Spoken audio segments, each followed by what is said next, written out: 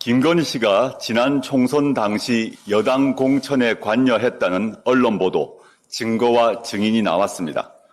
김건희 씨가 국민의힘 5선 중진이던 김영선 의원에게 지역구를 옮겨 출마할 것을 요청했고, 윤 대통령과 함께 맞춤형 지역 공약을 마련해 주겠다는 제안까지 했다고 합니다.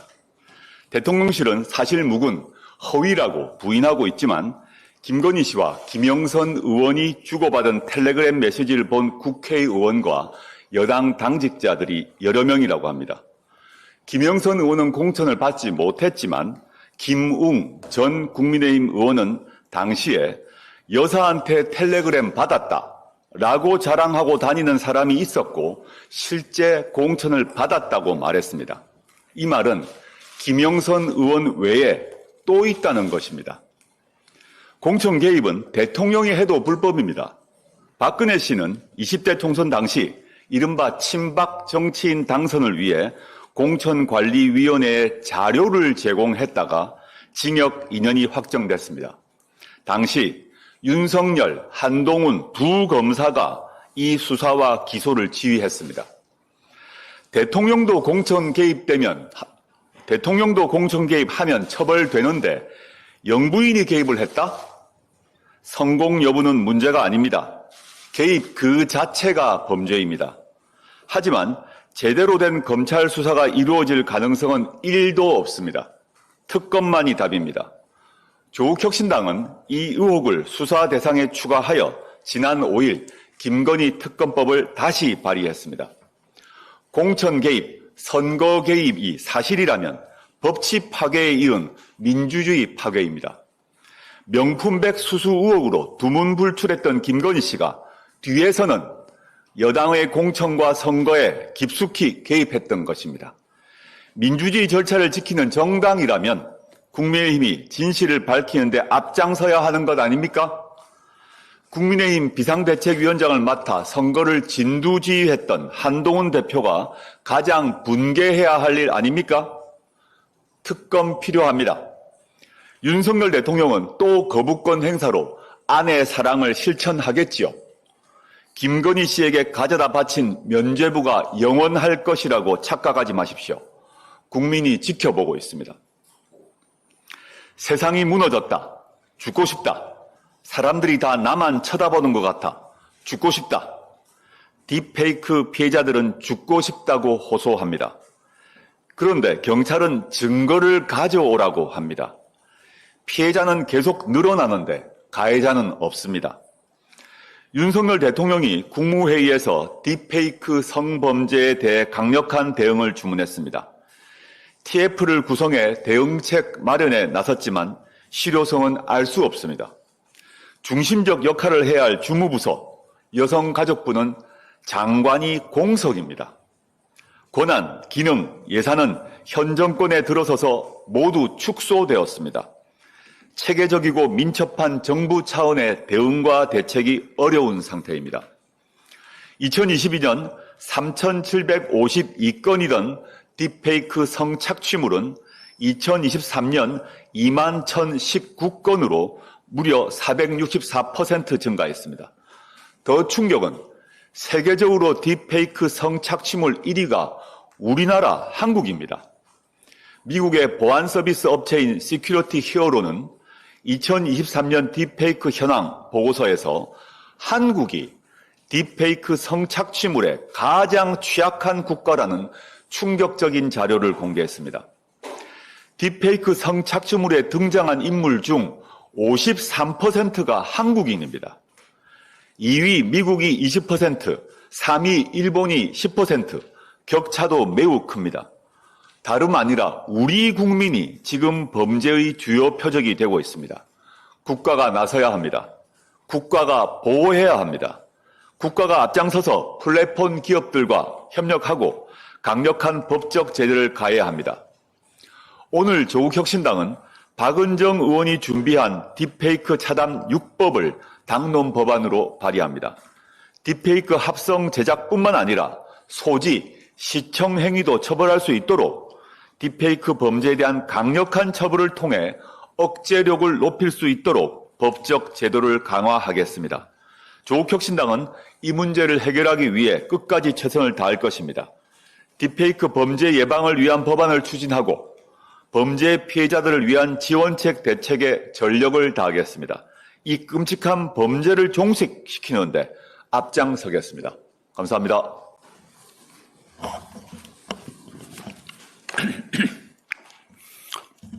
네, 원내대표 황운하입니다. 김건희 씨의 디올백 뇌물 사건을 두고 수사심의위원회에서 기소 의견을 제시한 심의위원이 아무도 없었다고 알려져서 충격을 주고 있습니다. 뇌물이 아니라 접견용 선물이었다는 검찰의 봐주기 수사 결론을 그대로 수용한 것입니다.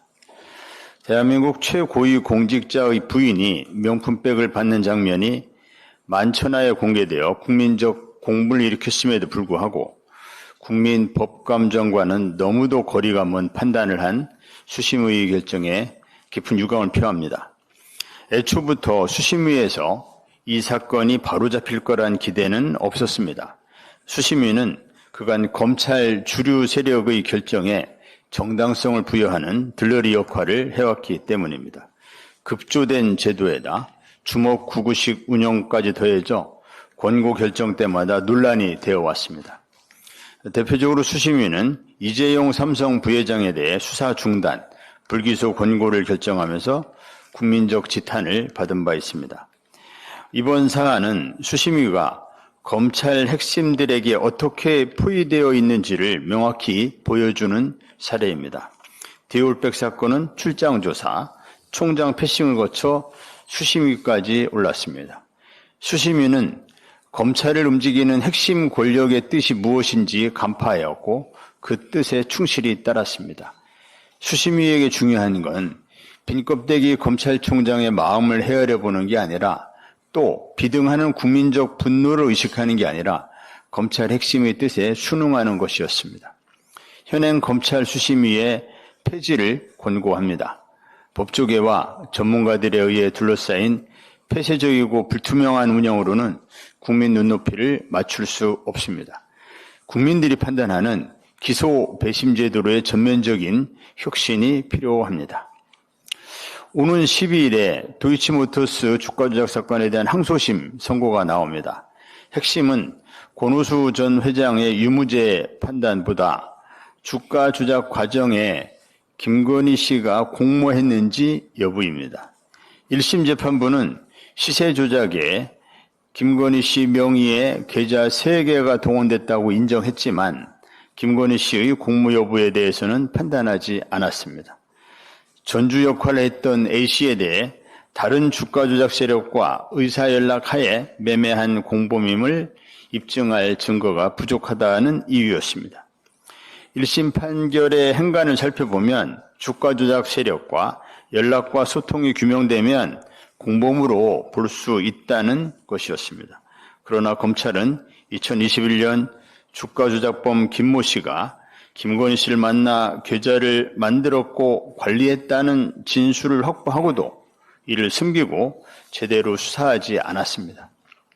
1심 판단의 맥락에 따르면 김건희 씨는 당연히 공동정범입니다.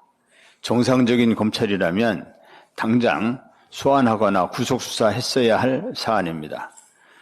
검찰이 제대로 수사했을 리가 만무하니 2심 판결도 큰 기대를 하기는 어렵습니다.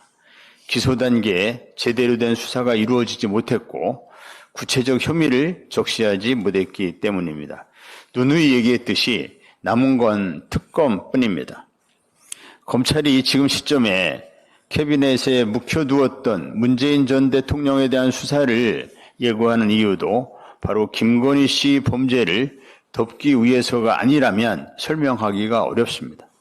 김건희 씨 범죄를 덮기 위해 전직 대통령을 표적 수사하는 검찰은 천벌을 받아 마땅합니다. 검찰 해체 이외에는 답이 없습니다. 이상입니다.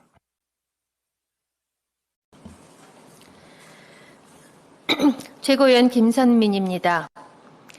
의료 대란을 일으킨 사람은 다른 누구도 아닌 윤석열 대통령입니다. 이제 민의의 전당인 국회가 해결해야 합니다.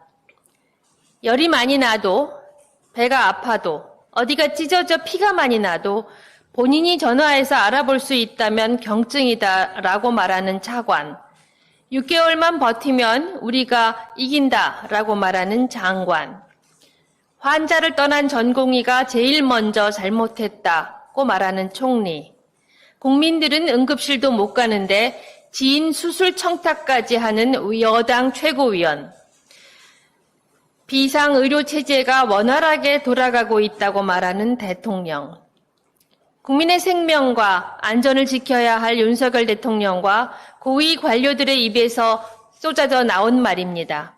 그것도 최근 몇 주 사이 의료 대란으로 국민들은 100m 거리에 있는 응급실에도 못 가고 죽어가는 가운데 나온 말입니다. 아파도 응급실 입구에도 들어가지 못하고 뺑뺑이만 돌리니 백도 지푸라기도 없는 국민들은 아파도 이 악물고 버텨야 합니다. 자랑스러운 K방역, K의료는 도대체 어디로 갔습니까? 지난달부터 응급실 의료 대란에 대한 우려를 수차례 제기했건만 추석이 코앞에 다치니 이제야 걱정이 되십니까? 그 와중에 내놓는 해법들은 그야말로 당나라 군대가 따로 없습니다. 제대로 된 설명도 없이 군의관을 응급실에 강제 배치하더니 진료를 거부하자 징계를 하겠다 말겠다 부처간 뺑뺑이를 돌리고 있습니다. 그런가 하면 대통령실 비서관들을 그 바쁜 응급실로 보내겠답니다. 돕겠다는 겁니까? 아니면 겁박을 하겠다는 겁니까? 이러한 발상을 내놓은 정부의 무능함에 국민들은 더 불안합니다. 도대체 이게 나라입니까? 조국혁신당 의원 전원은 지난 9월 2일 의료 대란 해결을 위해 의료 정상화 사회적 대타협 기구를 설치하자고 제안했습니다. 그 후 정치권 각계에서 유사한 주장이 나왔고 주말 사이 여야 의정 협의체가 급물살을 타기 시작했습니다. 그나마 다행인가 했습니다. 하지만 주말 사이 정부의 오락가락 메시지를 보니 다시 한숨이 나옵니다. 여당 원내대표를 통해 26학년도 의대 증원을 포함해 원점에서 재논의를 하자던 정부 여당은 하루도 안 되어 다른 메시지를 냈습니다. 국무조정실 발로 26년 증원 유예는 사실과 다르다는 보도자료를 낸 것입니다. 정부는 응급실에 이어 정책 메시지마저 뺑뺑이를 돌리는 겁니까? 의료 대란을 해결하고 자랑스러운 K의료로 돌아갈 수 있는 기회의 문이 하나씩 닫히고 있습니다. 윤석열 대통령은 제발 고집을 버리십시오. 의대 정원 몇 명에 목숨을 걸지 마십시오. 윤 정부의 무능으로 국민이 생명을 잃고 있습니다. 이제라도 국민 모두가 바라는 진정한 의료개혁의 청사진을 마련해야 합니다. 정부 여당만으로는 의료계와 대화할 자격도 역량도 없습니다. 거대 야당뿐 아니라 원내 모든 정당, 시민사회가 참여하는 대타협의 테이블을 열어야 합니다. 의료계도 국민을 위해 열린 자세로 참여해야 합니다. 더 이상은 협상 테이블을 거부할 명분이 없습니다. 분명하게 말씀드립니다. 국민의 생명을 지킬 골든타임은 우리를 기다려주지 않습니다. 지금부터 당장 시작해야 합니다. 감사합니다. 검찰수사심의위원회가 김건희 여사의 명품백 수수에 대해 불기소 권고 의견을 냈습니다. 놀랍지 않았습니다. 검찰총장이 위촉한 수사심의위원들에게 공을 넘길 때, 그리고 최재형 목사는 출석조차 시키지 않았을 때 이미 그럴 것이라고 생각했기 때문입니다. 다만 14명의 위원 중 단 한 사람도 기소 의견을 내지 않았다는 현실이 씁쓸했습니다. 심의위원들의 그 결정은 오늘도 국정 운영에 바쁜 김건희 여사가 국정에만 전념할 수 있도록 한 배려 같기도 합니다. 본인이 일으킨 문제로 자숙하는 척하면서 뒤에서 당의 공천까지 지휘하느라 얼마나 바쁘셨겠습니까? 요즘 너아윤, 너엄건이라는 신조어가 유행한다는 말씀을 드린 바 있는데 대한민국 권력 서열 1위 V1은 김건희, V2가 윤석열이란 말은 정권 초기부터 있었습니다. 그리고 국민의힘 의원들도 그 권력 서열을 너무나 잘 알고 있는 것 같습니다. 그렇지 않고서야 영부인과 자신의 공천 문제에 대해서 얘기 나눌 일이 있겠습니까?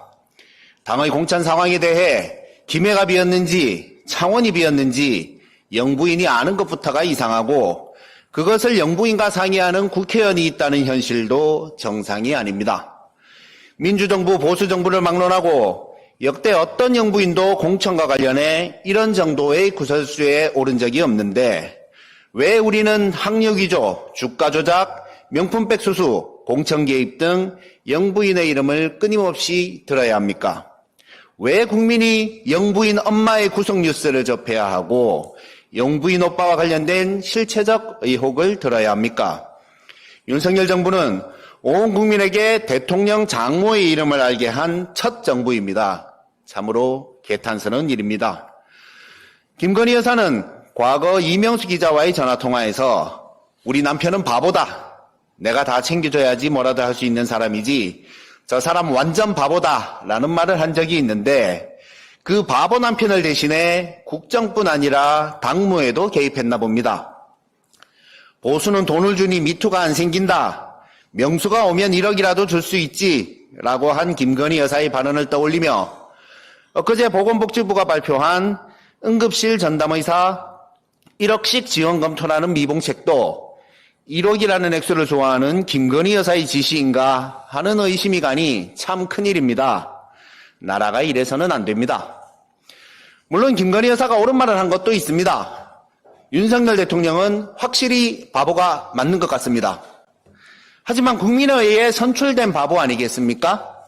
국민은 선출되지 않은 바보의 아내에게 국정을 운영할 권한을 주지 않았고 국민의힘 당원들도 공천권을 주지 않았습니다. 그러니 이 경우에는 선출된 바보가 국정을 운영하는 것이 맞습니다. 공천은 정당에 맡겨야 되겠지요. 윤석열 대통령이 선출되어 행정부를 맡은 것처럼 행정부를 견제하라는 국민의 준엄한 명령으로 선출된 조국혁신당 의원들은 권한도 없이 폭주하는 김건희 여사와 그것을 방임하는 윤석열 대통령을 확실하게 견제하겠습니다. 특검이 답입니다. 감사합니다.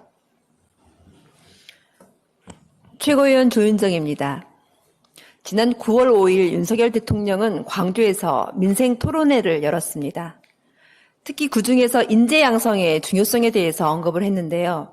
직접 세심하게 챙기겠다고 약속을 했습니다. 인재 양성 말씀하시니 저도 한 말씀 드리겠습니다. 며칠 전 저는 전화 한 통을 받았습니다. 지역 아동센터를 운영하시는 분들의 하소연이었습니다. 제가 직접 그곳에 방문해서 실태를 보고 왔습니다. 지역 아동센터는 각 지역의 저소득층 혹은 맞벌이 가정 자녀들의 방과 후 시간을 돌봄과 교육으로 채워주는 곳입니다.